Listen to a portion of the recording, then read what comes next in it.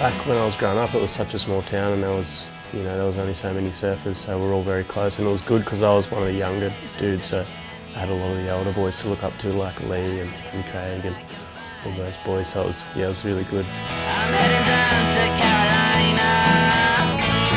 I don't even need a picture. Mum and Dad had us down the beach when we were like a week old, so surfing's like been one of my first memories as a kid growing up.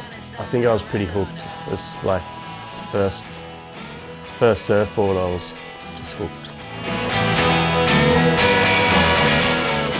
Born in Coffs, 1977, so it's my 40th birthday this year, and started surfing when I was 12, and that's where it all started for me, was learning to have fun and then learning to compete, and yeah, made a career out of it. Now I'm back at where I started, running the Coffs Board Riders Club as president. I'm very proud of it too. Grew up lurking in Cooper's surf shop when I was a grommet. Cooper started in 1969, so it's been around longer than I have, and Bob and Wills were great people, and super supportive of me when I was a grommet and just the surfing community in general. So, like most kids that grew up surfing Coffs Harbour, we all hung out in Cooper's. The Groms shred here as well. They're so good. It's cool too because they all, like, you always see them down there, they all meet after school, and it's cool to see them all rock up in their school clothes and go surfing together. Full reminds me of me when I was a Grom. Just hounded Mum and Dad, take me to the beach. I think Coffs is pound for pound, I think we're pretty strong. Like the last, say, 5 years, we've featured in one or two or top three of most Australian events, and the kids are coming through. Like there's a lot of them, and they're going to, they're representative teams, and I think there's probably 3 or 4 kids I could think of now that have a very good chance to have a shot at making the World Tour, and we're going to be right behind them.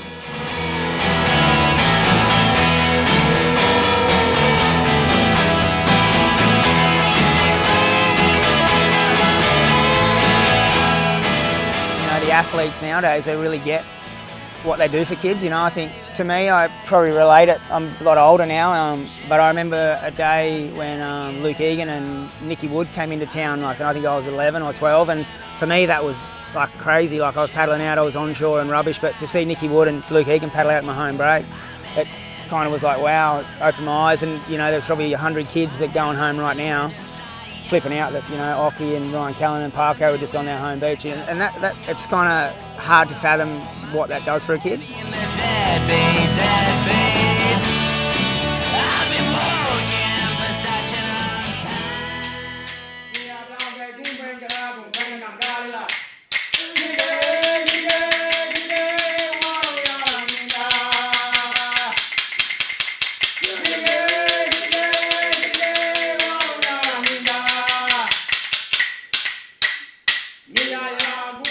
Yeah, the Indigenous community here is pretty big.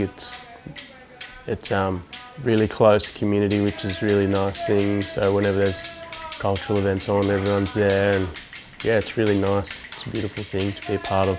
Having pride in who we are as Aboriginal people is something that's really important, something that's tried to be sort of beaten out of us. When we do art, when we do dance, when we do language, that's all that, bringing that pride back in who we are. And Oates certainly playing a big role in that, especially with some of the stances he's taken over the last few years. He's done a really tremendous job for our community, so yeah, very proud of him.